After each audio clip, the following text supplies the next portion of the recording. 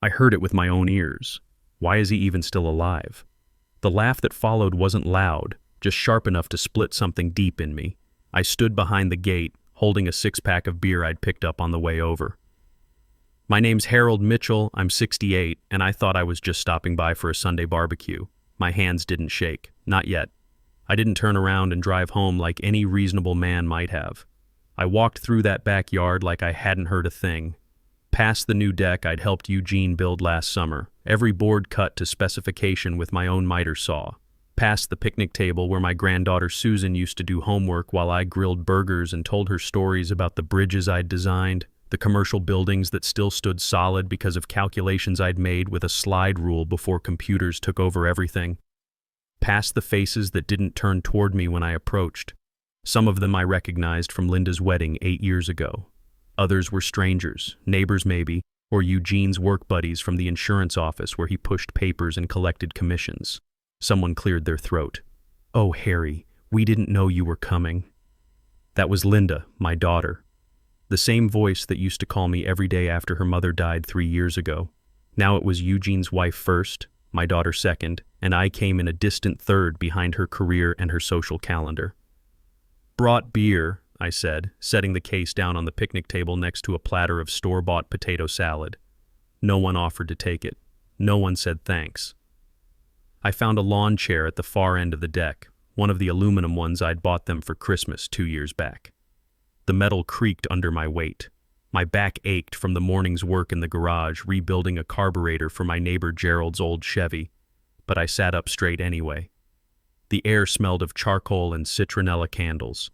Music played from someone's Bluetooth speaker, something too loud and fast for anyone over 40. They laughed, ate, drank my beer. I watched, studied them like I used to study blueprints, looking for the stress points, the places where the structure might fail. Eugene worked the grill with the confidence of a man who'd never built anything more complicated than a sandwich. He was wearing one of those novelty aprons that said Grillmaster in flame letters. I'd given it to him last Father's Day, back when I still thought we were building something like a relationship. The burgers were overcooked, the chicken was dry, but everyone complimented his technique like he was some kind of backyard chef. Eugene made a toast at one point. "To family," he said, raising a bottle of my beer. When the bottles clinked around the circle, no one looked my way. Susan, my granddaughter, walked past me 3 times carrying plates and napkins. No eye contact. No, "Hi, Grandpa." I wondered if she even remembered the tree fort we'd built. Together in this same yard 2 years ago, every joint secured with galvanized screws and corner braces I'd fabricated in my shop. I used to bring her model airplane kits in my truck. We'd spend hours in my garage, her small hands learning to use my tools while I taught her the difference between a Phillips head and a flat head, how to read a measuring tape, why you always measure twice and cut once. She had good hands, steady and careful, natural engineer's hands, like her grandfather. Linda eventually approached. She leaned in with that tight smile she'd worn at Margaret's funeral, the one that said she was managing a situation rather than living a moment. "Dad, did you want a plate?" Eugene made his famous barbecue sauce. I looked up at her.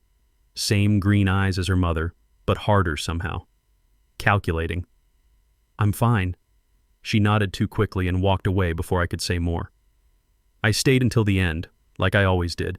Helped stack chairs while the others drifted inside to watch whatever game was on the big screen TV I'd helped them mount on the living room wall last Christmas. Folded the tablecloth while Eugene scraped the grill with a wire brush I'd brought him from the hardware store. Wiped down the deck railing while they settled into their air conditioning and forgot I existed. Then I picked up my empty beer case and left.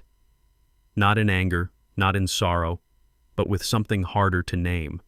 A decision, maybe, or just clarity about what I'd been pretending not to see for months. The drive home took 15 minutes through neighborhoods I'd helped wire when I was still working construction, before I moved up to engineering and project management. Split-level houses with attached garages. Lawns maintained by services rather than the sweat of the men who paid for them. I knew every street, every stop sign, every pothole the city council kept promising to fix. At home, I sat in my truck in the driveway for a while, engine ticking as it cooled. The house looked smaller than it used to, somehow. 3 bedrooms, 1.5 baths, 1,800 square feet of ranch-style living that Margaret and I had bought in 1987 when Linda was still in high school, and the world seemed full of possibilities we could afford. The next morning, I made coffee in my smallest pot, just 1 cup, black, no sugar. I sat at the kitchen table by the window, the same table where Linda used to do her math homework while Margaret cooked dinner, and I read the paper after 12-hour days pouring concrete and reading blueprints until my eyes burned. Legs too short for the chair back then. She needed help with fractions, with word problems that seemed designed to confuse rather than educate. I'd sit beside her with my pencil and explain how to find the lowest common denominator, how to check your work by plugging the answer back into the original equation. She needed me then.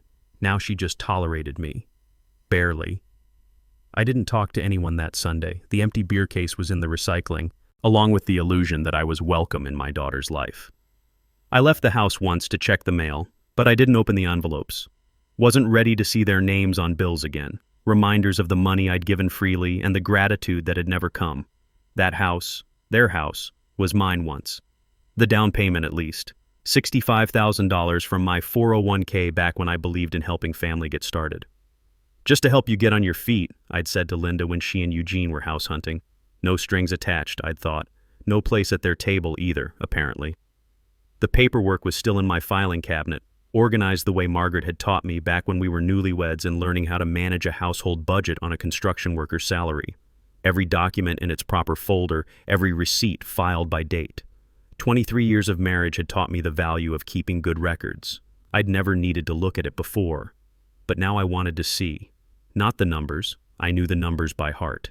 $65,000 withdrawn from my retirement account in March 2019, penalty paid, taxes handled. But the names. Whose name was on what? Who truly owned what I'd given freely, believing in family loyalty and generational investment? I pulled out the folder labeled Linda House Purchase. Inside was everything. The purchase agreement, the deed, the cashier's check stub, the signed letter I'd written gifting the money with no expectation of repayment. The letter was typed on my old computer, the one that took 5 minutes to boot up and made printing a 20-minute ordeal. Because you're my daughter, and this is what fathers do, I had written. Margaret and I want to see you settled in a good home in a safe neighborhood with room for the grandchildren we hope to spoil someday. It hurt to read that line, more than I expected. The grandchildren part. Susan was barely 12 then, full of curiosity about how things worked, why buildings stayed up, what made engines run. Now she walked past me like I was furniture. Margaret's signature was there too, shaky from the arthritis that would eventually take her fine motor control completely. She'd insisted on signing even though the money was coming from my account. We're partners in this, she'd said.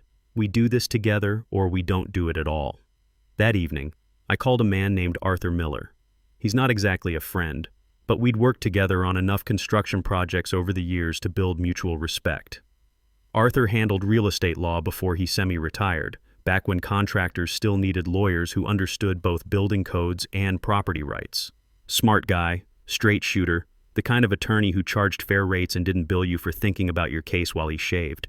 I told him I had questions about property, gifts, and estate documents. He didn't ask why, just said, "Come by tomorrow. Bring everything." That night, I lay in bed staring at the ceiling, listening to the house settle around me. Every creak and pop was familiar, like an old friend's voice. Margaret used to say the house was talking to us, telling us about the day's thermal expansion and contraction, the way wood moved with temperature and humidity changes. She'd been good at anthropomorphizing inanimate objects, making them seem alive and friendly rather than just mechanical systems requiring maintenance. I thought about Eugene's laugh. Not mean-spirited exactly, but dismissive. The kind of laugh that said the punchline was so obvious it didn't need explanation. Why is he even still alive? Like my existence was some kind of cosmic oversight, a clerical error that hadn't been corrected yet. The next morning, I dressed carefully. Clean work shirt, pressed khakis, my good belt, the leather one Margaret had bought me for our 20th anniversary. When you're about to change the fundamental structure of your life, you dress like it matters. Like you're reporting to a job site where appearance counts toward getting the contract. Arthur's office was in a converted house near downtown. The kind of place where lawyers practiced before strip malls and office parks changed everything. His secretary was probably 70, efficient and maternal in the way that good legal secretaries used to be. She offered me coffee in a real mug, not a paper cup. "Harold," Arthur said, coming out to greet me. He looked older than I remembered, more gray in his hair, but his handshake was still firm. "Good to see you. Come on back." His office smelled like leather and coffee, with law books lining the walls and a desk that had seen decades of other people's problems get sorted out. He gestured to a chair across from his desk, the kind of substantial leather furniture that said this was a place where serious business got conducted. I handed him the folder. He opened it methodically, reading each document with the careful attention of someone who'd spent 40 years parsing legal language for traps and loopholes. After 15 minutes, he looked up and gave a small grunt. "Clean gift," he said. "No written expectations, no shared title, no promissory note. It's theirs now, free and clear. You gifted it." "I know that," I said. "I'm not trying to get the house back. What are you trying to do?" I thought about that. How to explain the feeling of sitting at the edge of a family barbecue, like an uninvited guest. How to describe the slow erosion of respect, the gradual transformation from patriarch to inconvenience. "I want to make sure they don't get anything else," I said finally. Arthur leaned back in his chair. "That we can do. You can't take back what you've already given, but you control everything you haven't given yet. Wills, trusts, powers of attorney, insurance beneficiaries, all of that is still yours to manage." He pulled out a yellow legal pad and started making notes. "Current will, standard form. Everything to Linda when I die. Powers of attorney, she's got durable power, financial and medical. Signed it 3 years ago when I had that fall and spent 2 days in the hospital. Insurance, life insurance through the Veterans Administration, $150,000 death benefit. She's the beneficiary. Bank accounts, joint checking, joint savings. She can access everything if something happens to me." Arthur kept writing. "Any other assets?" I thought about my shop, the professional-grade tools I'd accumulated over 30 years in the trades. Table saw, welder, pneumatic tools, levels that cost more than most people's monthly car payment. The truck I'd let them borrow 2 years ago. The respect I'd earned through 4 decades of honest work, now apparently worth less than Eugene's opinion of my continued existence. "Tools," I said. "Maybe $15,000 worth of equipment, and my truck." Arthur looked up from his notes. "They have your truck? Borrowed it 2 years ago." "Just until we can afford a second car," Linda said. He made another note, then set down his pen. "Harold, I need to ask you something directly. Is this about money, or is this about respect?" "Respect," I said without hesitation. "The money's just the scoreboard." He nodded slowly. "Good. Because if this was about money, I'd tell you to see a therapist. But respect, that's worth fighting for, especially at our age. What can we do?" Arthur smiled for the first time since I'd walked in. "Everything," he said. "We can do everything." Arthur gave me a checklist. 12 items, each one a step toward reclaiming my autonomy. I folded it carefully and put it in my shirt pocket, right next to my reading glasses and the small notebook where I kept track of things that mattered. First item, revoke the power of attorney. We did that in Arthur's office with proper notarization and filing. Linda's signature disappeared from my medical and financial decisions like it had never been there. One stroke of a pen, and suddenly I was in charge of my own life again. Second, change bank account access. I drove to First National after leaving Arthur's office, asked for the manager, and spent an hour removing Linda from every account, every automatic transfer, every emergency contact list. The young woman helping me was professional but curious, probably wondering why a 68-year-old man was cutting his daughter out of his financial life. Security precaution, I told her, and let her draw her own conclusions. Third, update insurance beneficiaries. The VA office downtown where I'd been getting my annual checkup since retiring from active construction work. 20 minutes of paperwork, and suddenly my $150,000 life insurance policy had a new destination. The Veterans Disability Foundation on Michigan Avenue, where I'd been volunteering since Margaret died. But it was the fourth item that would send the clearest message: getting my truck back. I drove to Linda and Eugene's house on a Wednesday afternoon, timing it for when Eugene would be home from his insurance office, but before Linda got back from her job at the marketing firm. The truck was sitting in their driveway where it had been for 2 years. My 16 Ford F-150 with 85,000 miles and a payload capacity I'd never fully used but always appreciated having available. I knocked on the front door. Eugene answered in his work clothes, tie loosened, looking like a man who pushed papers for a living rather than building anything real. "Harry," he said, surprised. "What's up?" "I need my truck back." He blinked. "What?" "My truck. The F-150. I need it." "But we—" He looked over his shoulder toward the kitchen, probably wishing Linda was there to handle this conversation. "We've been using it. For 2 years. You said we could borrow it." "I said you could borrow it. That was 2 years ago. I'm calling in the loan." Eugene stepped onto the porch, pulling the door closed behind him. "Harry, this is kind of sudden, don't you think?" "We've got it insured. We've been maintaining it, changing the oil. Where are the keys?" He crossed his arms, and I could see him trying to decide between cooperation and confrontation. "Linda's not going to like this. Linda doesn't get a vote. It's my truck. Look, I don't know what Sunday was about, but if I said something that upset you—" "You laughed," I interrupted. "When someone asked why I was still alive, you laughed. That's not something you said, that's something you felt." His face went red. It wasn't like that. What was it like?" He opened his mouth, closed it, opened it again. Finally, "Can't we talk about this when Linda gets home?" "No." I held out my hand. "Keys." He disappeared into the house and came back with my key ring, the one with the Ford logo and the little flashlight Margaret had attached because she worried about me working in dark places. He dropped them into my palm like they burned. "This is really unfair, Harry. We depend on that truck. You depend on a lot of things," I said, walking toward the driver's door. "Maybe it's time to depend on yourselves." I climbed into the cab and started the engine. It turned over immediately, smooth and reliable as the day I'd bought it. Through the windshield I could see Eugene standing on his porch, probably already reaching for his phone to call Linda. Let him call. Let them both scramble to explain why they felt entitled to my generosity without offering respect in return. As I backed out of their driveway, I caught a glimpse of movement in the upstairs window. Susan, my granddaughter, watching from her bedroom. Our eyes met for just a moment before she stepped back from the glass. I wondered what she thought of her grandfather reclaiming his property, whether she understood that sometimes you have to take a stand, even when it's uncomfortable. The drive home felt different with my hands on my own steering wheel again. The truck still smelled like the coffee I used to drink during early morning drives to job sites, still had my sunglasses in the visor pocket and my emergency toolkit behind the seat. 2 years of lending it out, and it was still fundamentally mine. At home, I parked it in the garage where it belonged and spent an hour going through the glove compartment, the center console, the bed. They'd kept it clean, I had to give them that.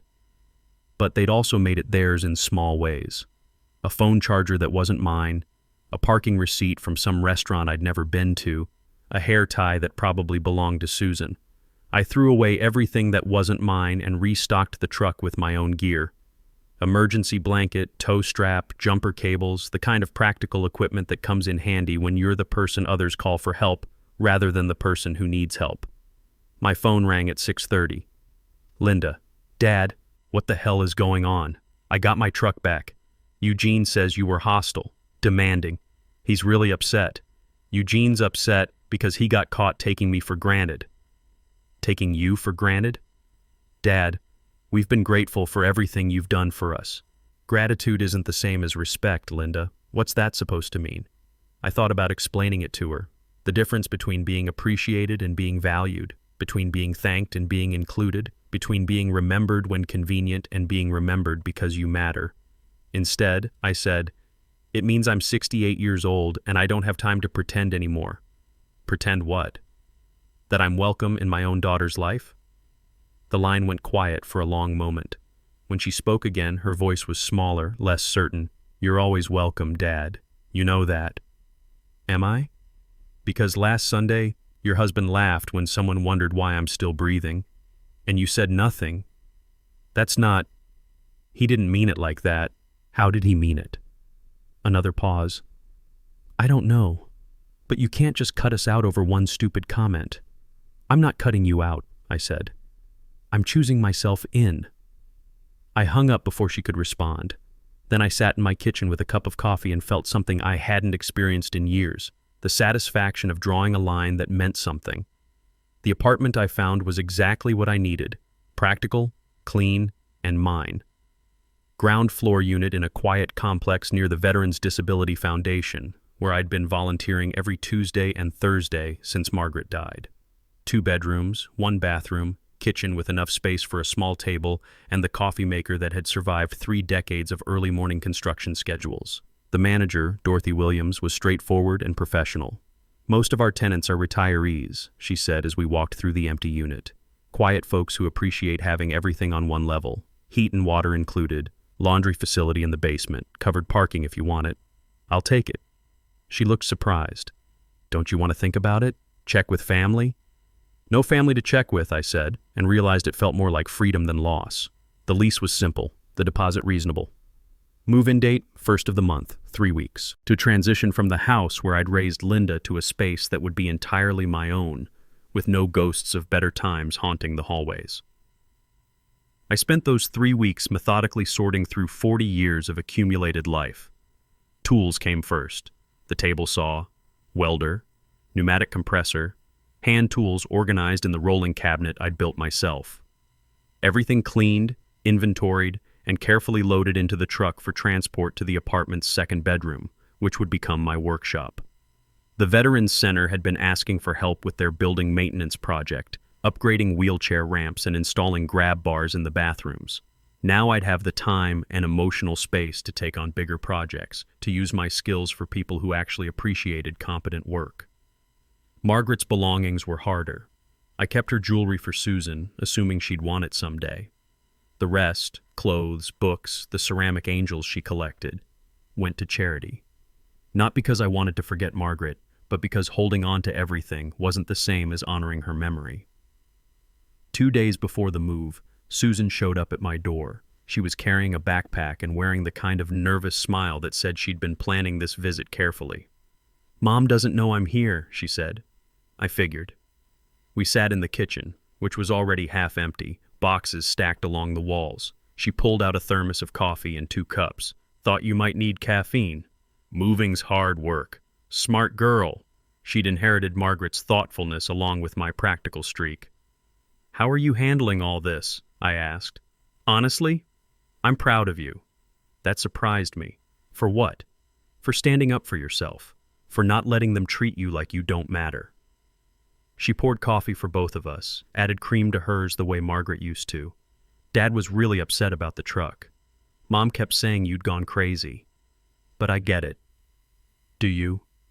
"You gave them everything, and they acted like it was nothing. Like you were nothing." She wrapped her hands around the coffee cup. "I heard what Dad said at the barbecue. I should have said something. You were in an impossible position." "No, I was in a coward's position." There's a difference. We talked for 2 hours, about her plans for college, her interest in engineering, her memories of the projects we'd built together before family politics made everything complicated. She helped me pack the last of the kitchen items, carefully wrapping Margaret's good china in newspaper like I'd taught her. "Can I still see you?" she asked as she prepared to leave. "At the new place?" "You're 16, I said. Old enough to make your own decisions about who you want in your life." "I want you in my life, Grandpa. Just you and me, without all the drama." Moving day was efficient and drama-free. The professional movers I'd hired were fast and careful, treating my belongings with the respect that comes from good training and fair wages. By afternoon, everything was in its new place. Tools in the workshop, furniture arranged for maximum natural light, coffee maker on the kitchen counter where it belonged. The first night in my new home, I sat on the small balcony with a beer and watched the sunset through a stand of oak trees. No noise except wind and the occasional sound of someone else's television through the walls. No expectation of phone calls that wouldn't come, no waiting for invitations that arrived too late or not at all. I didn't feel lost. I felt found. The Veterans Center project started the following Monday. 6 weeks of upgrading accessibility features for disabled veterans, working alongside guys who understood the value of precision and craftsmanship. Men who'd built careers with their hands, who appreciated a clean weld and a level installation. Good to have you on the team full-time, said Gerald Washington, the project supervisor. He was a Vietnam vet who'd lost his left leg to an IED but still managed job sites better than most guys with all their limbs. These ramps need to be built right. Lives depend on it. That was the kind of responsibility I'd been missing. Work that mattered. Projects where getting it right meant someone's grandfather could visit without help, where attention to detail translated directly into human dignity. 2 weeks into the project, Susan started stopping by after school. She'd help me organize tools, learn to read blueprints, practice measuring and marking lumber for cuts. Her hands were steady and sure, like her grandmother's had been when Margaret helped me with finish carpentry in our early years. "Think I could be an engineer?" she asked one afternoon as we installed a handrail. "You could be anything you want," I said. "But yeah, you've got the aptitude for it. Good spatial reasoning, attention to detail, problem-solving instincts. Would you help me with college applications, if you want me to?" She smiled, the first completely genuine smile I'd seen from her in months. "I want you to." 3 months after moving into the apartment, I realized I'd stopped waiting for Linda to call, stopped checking my phone for messages that never came, stopped hoping for reconciliation that would require me to pretend Sunday's barbecue never happened. I wasn't angry anymore. Anger requires energy I'd decided to invest elsewhere. I was building something better. Relationships based on mutual respect rather than blood obligation. Work that used my skills for people who valued competence. A life size to fit one person who'd finally learned the difference between loneliness and solitude. Susan brought her college acceptance letter to the workshop on a Thursday in March. Full scholarship to the state engineering program, plus a work-study position in the materials testing lab. "Thank you," she said, hugging me hard enough to crack ribs. "For what? For showing me what integrity looks like." That night, I called Arthur Miller and updated my will. Everything to Susan when I graduated, with a trust fund to support her education and early career. Not because she needed my money, but because she'd earned my respect. The house sold the following month for $40,000 above asking price. I donated the proceeds to the Veterans Disability Foundation anonymously, earmarked for building upgrades and accessibility improvements. 6 months after walking away from a family that had forgotten my value, I was building a life that remembered my worth. Not perfect, not without moments of sadness for what I'd hoped we could be, but honest, respectful, and entirely my own. Sometimes that's enough. Sometimes that's everything.